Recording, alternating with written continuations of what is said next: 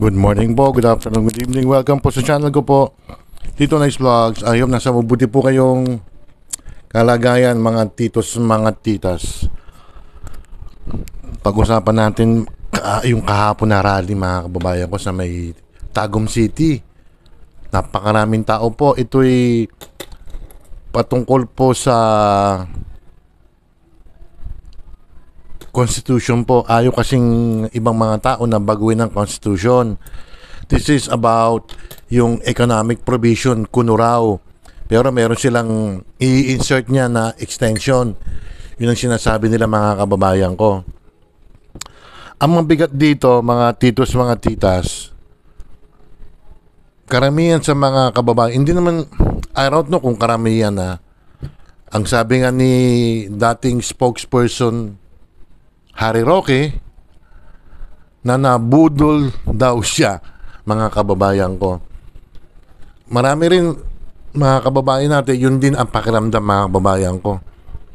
Sasabihin ko na po sa inyong totoo, ako'y parang nararamdaman ko na rin na parang ako'y nabudol na rin. Kinampanya ko po si Pangulong Marcos po. Meron pa siyang 4 na taon po para maiangat ang buhay ng Pilipino, mga titos, mga titas. Sige po, ako'y nararamdaman ko parang nabudol na rin po at iba pang mga kaibigan ko pong bumoto sa kanya po na pinaglaban po siya. Ano nangyari? Ayan po. Kaya ganun ang pakiramdam ng ibang tao na nabudol po ang ibang kababayan natin. Kasi iba yung kampanya na po, yung pangako ni Pangulong Marcos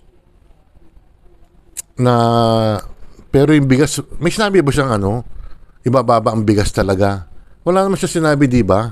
Ang sinabi lang niya malapit na po makamtan ang presyo ng ang presyo ng ng bigas po na magiging 20 pesos daw. Yun ang sinabi niya mga kababayan ko. At ang matindi pa mga babayan ko, maraming nagsasalita, may mga speaker sila, mga within 15 minutes lang, parang may against the light ba ako? Ayun, oo nga against the light, di bale, naman komentaryo importante.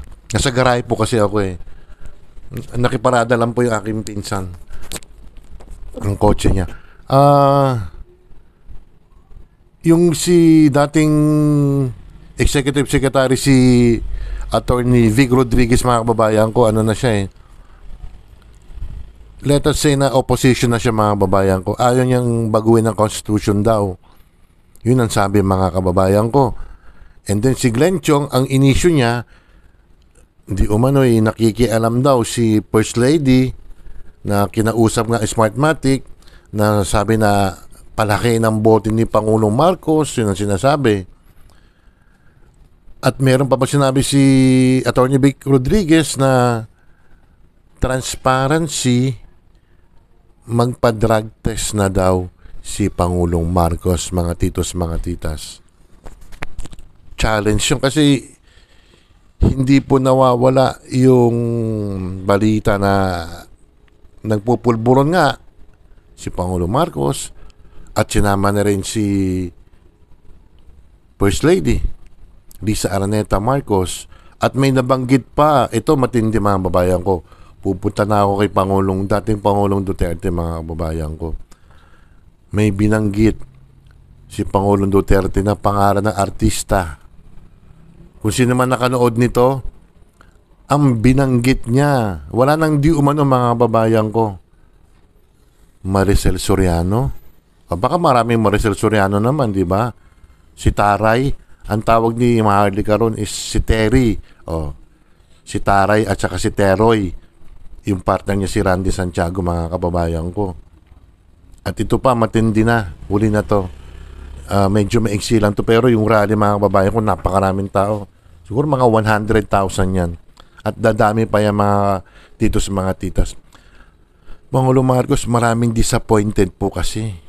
Sorry po kung nasabi ko kung pakiramdam ko lang nabudol ako. Kasi pinaghirapan ko lahat, binanatan ko yung mga dilawan, pinagbabash ko, etc. etc. And then ito magiging kapalit namin, Pangulong Marcos. Ang sabi ni Pangulong Duterte, dating Pangulong Duterte, ay tapusin mo na lang ang 6 years mo. O may 4 na taong ka pa na magtitiis kami. Hindi. Basta, ayusin mo na ang bayan natin. Diyos ko, panay biyahe ka naman eh. Ang dami ng nagre-reklamo na yung mga nakaraang kong vlog, yung presyo ng bilihin. Yung basic necessity na lang, Pangulong Marcos, na sana bumaba man lang. Okay lang siguro yung pinagsasabi ko na mga fast food presyong yan eh. Ano na yan? Yung mga bilihin na lang, sana tulungan mo na lang kami. Maraming ito, sa nanonood sa akin, mga kaibigan ko, na nagrereklamo na rin yan. Marami pang issue. Yung mga tumulong sa iyo dati, nakailang buwan lang, pinagtatanggal mo, di umano. Yung mga media personnel, mga media person na tumulong sa iyo ng kampanya, ilang buwan lang inaabot nila, mga 6 months lang. May tinanggal pa ron na isang dating nasa private practice ba yon sa media. December 23, tinanggal siya. Paano yung Pasko nun? Maraming issue talaga, mga babayan ko. At ang Kongreso naman, pwede ba yung allegedly na accusation or sinabi ni Maharlika yung sa extraction, yung tungkol sa Turkey, yung di umano'y dinukot yung mga bata para ibalik sa Pilipinas? Pwede ba Senado at saka mababang kapulungan ng Kongreso, paimbestigahan nyo naman to? Sana may mag-file na imbestigahan to kung totoo ito. Kasi ang ginawa ni di umano'y First Lady, kung totoo yan kung totoo man o hindi, kung totoo yan, pangingialam yan sa governance si Pangulong Marcos. Hindi naman elected si First Lady in the first place. Siya ay unang ginang lang ng ni Pangulong Marcos. Siya hindi man siya binoto ng taong bayan eh. Pwede siya First Lady. Pag may mga function, pwede siyang kasama. Pero yung makikialam sa paglakad ng gobyerno, ay mali yun. Kung totoo yun accusation ni Maharlika, mga kababayan ko. Ang tawag niya ni Maharlika kay Pangulong Marcos, si Kuting. Ang namamahala raw, si First Lady. Medyo hindi naman ako siguro ron, sang-ayon. Siguro si Pangulong Marcos, siyempre nag-order pa rin yan, mga kababayan ko. Itong may isog na to, muntik nang di matuluyan. Kasi yung governor, sinuspinde. Alam nyo kung anong dahilan lang. Pinull out kasi yung parang nirecall yung sasakyan sa isang opposition na board member, ay nagpa ilang board member na para masuspend yung governor. Napakababaw na dahilan, mga titos, mga titas. Pero tinuloy pa rin nila, mga kababayan ko. Ang dami, mga kababayan ko, almost sobra sa 100,000. Kaya ang panawagan ni dating Pangulong Rodrigo Roa Duterte kay PBBM, finish your term. Parang malalim ang sinabi niya, finish your term. May 4 years ka pa. Matalang haga yung sinabi ni Pangulong Duterte, no? Ano ibig sabihin ng finish your term? Bakit? Hindi mo matatapos? Joke lang.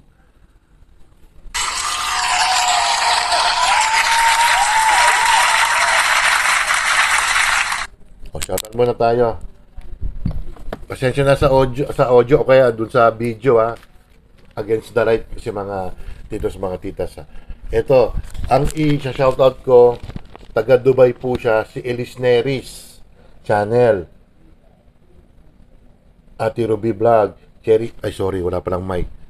Ate Ruby Vlog, Cherry Papoy's Adventures, Oxystab, Shinji Vlog Official, Michi Tiger Field. Michi, how are you na? Are you okay ka na ba? Shirley Mendrano, Jane Barona Vlog, Coach MB, Doc Juday, Mama Lynn Official, Amlena Vlogs, Tessa Bala Official, Nanay Eva TV, Jumante Motorista, di Papaya, di Buko, di Kalabasa, di Pakwa, di Watermelon, di Langka, Principal Kim, Mayang Vlogs, Eldon SK Vlog, Revs SK Jamming Vlogs, Harper, Junito Marinado, Myra T. Sanchez, Kapitik TV, Reme Perolino, Tony Marsan, Lisel Easy Mix, MJ Mix Vlogs, Angel Mix Vlogs, Kathleen Sisikoy, Chubbs de la Cruz, Milatina, May Bunso, Natasha Mix Vlogs, Hair Purple, Arlene Hugs, Casablanca, Mami ni Raj, welcome home. Jessa Marie, Baby Yashi, Eunice and Burgess Tanden, Malus TV, Food Trip Ranger TV, Gwapong Lalaksot, Jana Mix Vlogs, Benji Opa Sanchez, Angela Loganson ng New Zealand, Dems Cake, Sweetie Cake, Nuna Wonder PH, Jurens Vlogs, Ella Kimo, Cindy, Mini TV, si Alice Neris, no? Jali ng Saudi Arabia, Dalia Ricarte ng Israel, Evelyn Orase, Evelyn Official, Simply Grace, Ate Isabel and Tess Padolina, Nina Laresma, Lorsiano, Marites Hoco, Diyos TV, Tita Marie, Angie of San Francisco, Freddy Albino, Kapaternaga, Rosebud Adventure, Family Flower Vlogs, Jopis Official Channel, Charles Lumawig, Maricel Vlog, Itchel Vlog, Abo SKTV, Tita Pearl, Boss Anin, Girly Mersa, Casey, Bayang Gudang, Banana, Baby Abby, Sarah Vlog, Learn and JC is over, Glenn D. Anuel, Mother Earth, Akisha Pabia, John Carol Vlog, and Andini Gymnastic. Sino pa ba? O, nabati ko na lahat. Si Mother Earth, okay na, no? Balikan ko na lang yung iba. O, mga kababayan ko, ang tao talaga sa ibang mga probinsya, pag talagang nagkaisa sila mga kababayan ko. Ayan, napakaraming napakaraming tao yung kahapon nga kasi 15 ngayon 14 ginanap mga titas sana naman Pangulo Marcos huwag na dumami yan. Maraming nag-iengganyo sa mga uniform serviceman natin na alam mo na, pero ayoko yung ganon. Gusto ko ilalagay sa proseso, impeachment nga kung kakayanin. Ang kakampi mo, Kongreso naman, lower house, tsaka Senado, na lang, yung natitirang 4 na taon mo, Pangulong Marcos, ibalato mo na sa amin. Gusto namin magandang serbisyo na. At First Lady, kung totoo man yan, na inaakusa sa ni Maharlika, pumirimi ka na lang sa Malacanang. Don't forget to like and subscribe. Hit the bell notification para ma-update kayo sa aking mga video. Si Harry Roque, grabe, galit na galit kagabi. Salamat po, ingat. Bye. Peace sa inyo lahat.